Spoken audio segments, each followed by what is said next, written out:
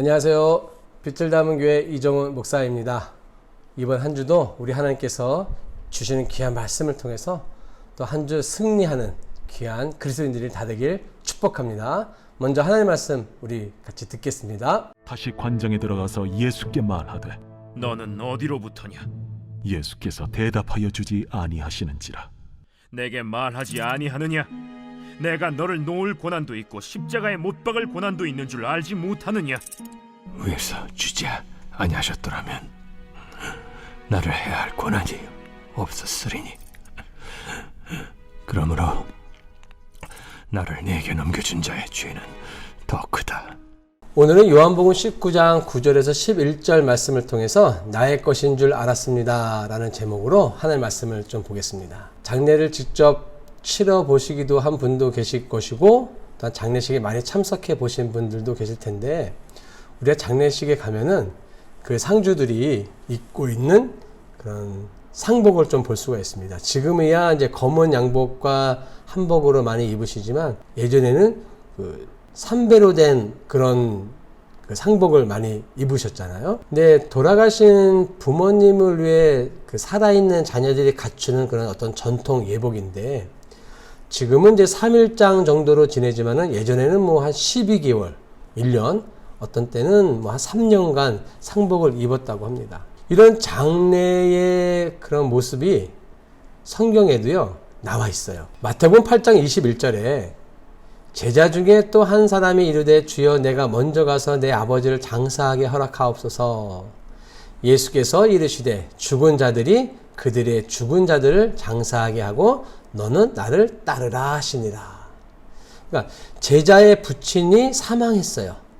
당연히 스승도 찾아가서 조문하는 것이 도리잖아요. 예수님의 반응이 많이 어색합니다. 죽은 자는 죽은 자로 장사 지내게 하고 너는 나를 좇으라. 얼핏 보면 인륜도 천륜도 무시하는 아주 상당한 비도덕적인 예수님의 모습처럼 보이고, 십계명에 내 부모를 공경하라도 하셨는데 왜 예수님께서 이런 반응으로 말씀하셨을까? 정말 예수님이 인륜도 천륜도 무시하는 그런 분이실까? 그렇지는 않겠죠.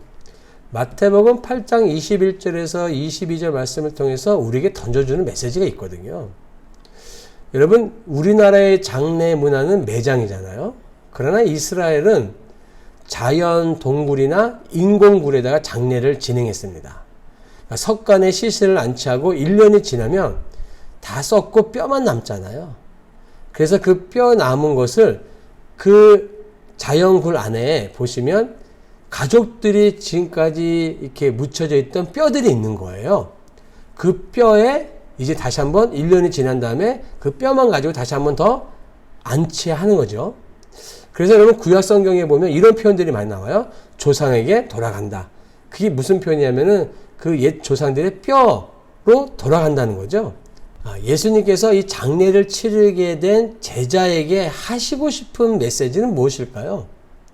여러분 곰곰이 생각해 보면 죽은 자를 위해서 장례를 치를 때 실질적으로 살아있는 자들이 해줄 수 있는 거는요, 죽은 시신을 처리해 주는 일 외에는 없습니다. 그렇죠? 정말 그래요. 그런데 오히려 죽은 자가 남아있는 자들에게 남겨주는 교훈은 많습니다. 죽음이 무엇인지를 생각하게 해주고요. 다시 한번 이 내 삶을 어떤 의미를 가지고 살아갈지를 생각하게 해주고, 어떤 목적을 가지고 살아가야 할지를 생각하게 해준다는 거죠. 그러니까 오히려 산 자들에게 주는 메시지가 더 많다는 거예요. 그러면 예수님이 주님의 제자에게 부탁하고 싶은 말은 뭐예요? 그러니까 죽은 자만을 위한 장례라면은 아무런 의미가 없다라는 거예요. 부친의 장례식을 통해 살아있는 내가 인생의 목적을 다시 바르게 정립하고 돌아와서 나를 따르라는 의미를 가지고 있는 거죠. 여러분, 죽은 분들이 입는 옷을 가지고 우리는 수의라고 합니다. 근데 여러분, 그 수의에는 뭐가 없어요? 주머니가 없어요. 주머니가 없다는 건 무슨 말이에요? 죽은 자는 아무것도 가져갈 수 없다라는 이유예요. 우리의 호흡이 코끝에서 끝나는 순간 이 세상에서 내가 가지고 있는 그 무엇 하나 가져갈 수가 없습니다. 그것을 깨닫는 자가 뭐예요? 지혜로운 자예요. 우리는 이 땅에 살면서요, 나의 것이라고 집착하면서 얼마나 많이 살고 있는지 모릅니다. 나의 것은 하나도 없는데. 여러분, 지금 내게 붙어있는 이 생명, 호흡, 내 것입니까? 태어나는 것도 죽는 것도 나의 뜻과는 전혀 무관하게 이루어졌습니다. 그걸 내가 할 수가 없어요. 그건 무슨 말이에요? 그 생명, 그 호흡, 내 것이 아니라는 거예요. 내 자식, 내 자녀, 나의 것입니까? 그런데 왜 내 마음대로 안 됩니까? 나의 것이 아니기 때문에 그래요. 지금까지 모아오셨던 수많은 재물들, 많고 적음은 있겠지만 죽어서 단 한 푼도 가져갈 수 없습니다. 왜요? 나의 것이 아니기 때문에 그렇습니다. 지금까지 살아오시면서 쌓아왔던 지식, 공부, 단 한 글자도 가지고 못 갑니다. 왜요? 그것조차도 내 것이 아니기 때문에 그래요. 그러니 그리스도인으로서 가장 지혜로운 사람은 누구냐? 나의 것이 없다는 사실을 알고 그것은 내게 맡겨주신 하나님의 것이라는 것. 나는 잠시 관리인일 뿐이라는 생각을 가지고 있는 자가 지혜로운 자라는 거예요. 오늘 본문 한번 보세요. 요한복음 19장 9절에 다시 관정에 들어가서 예수께 말하되 너는 어디로부터냐 하되 예수께서 대답하여 주지 아니하신지라. 그러니까 유대인들은 바라바를 놓아주고 이제는 예수를 십자가에 죽어야 한다고 소리치고 막 폭동이 일어날 것처럼 여기고 있는 거예요. 빌라도가 예수님께 질문한 너는 어디로부터냐 이 말은요, 너가 정말 하나님의 아들이냐는 질문이에요. 이 질문에 예수님은 아무 대답을 하지 않으셨어요. 그러니까 아무 대답을 하지 않았다는 것은요, 빌라도 총독에게 있어서는요, 이거는 뭐냐면 자존심이에요. 빌라도 총독의 권위에 도전하는 것밖에 생각되지 않아요. 아니, 죽일 수도 있고 살릴 수도 있는 권한이 빌라도에게 있는데 아무 대답을 안 해? 자기를 무시하는 거거든. 19장 10절에 빌라도가 이르되 내게 말하지 아니하느냐? 내가 너를 놓을 권한도 있고 십자가에 못 박을 권한도 있는 줄 알지 못하느냐? 뭐 하는 거예요? 협박하는 거예요. 자기의 권세를 뭐 하는 거예요? 과시하는 거예요. 근데 침묵하시던 예수님이 11절에 이렇게 말씀하십니다. 11절 예수께서 대답하시되 위에서 주지 아니하셨더라면 나를 해할 권한이 없었으리니 그러므로 나를 내게 넘겨준 자의 죄는 더 크다 하시니라. 여러분 무슨 말이에요? 빌라도는 자신이 가지고 있는 권세가 자신의 것이라고 생각했어요. 그러니까 자신의 마음대로 할 수 있는 나의 것이라고 여겼던 거죠. 그런데 예수님은 그 모든 것은 너의 것이 아니라 위로부터 내게 잠시 맡겨진 것에 불과하다라는 거예요. 여러분 빌라도가요 평범한 인물이 아닙니다. 이스라엘의 총독으로 올 정도이면 수많은 경험과 전쟁을 했던 사람이에요. 업적도 많이 쌓았을 거예요. 남들보다도 월등히 뛰어난 사람이에요. 그건 분명해요.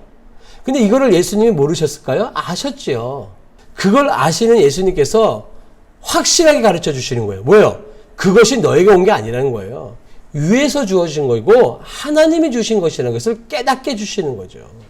여기에 오늘 메시지가 있습니다. 여러분 우리의 상황을 한번 보세요. 내게 있는 것이 무엇입니까? 그거 내 것입니까? 내게 있는 모든 것은요 하나님께로부터 맡겨진 것이에요. 그 생각을 가지고 생활하는 자가요 하나님 앞에 섰을 때 두려움 없이 심판대에 설 수 있는 거예요. 왜? 하나님이 내게 맡겨주신 거니까 그 맡겨주신 것을 어떻게 했겠어요? 최선을 다해서 관리했을 거라고요.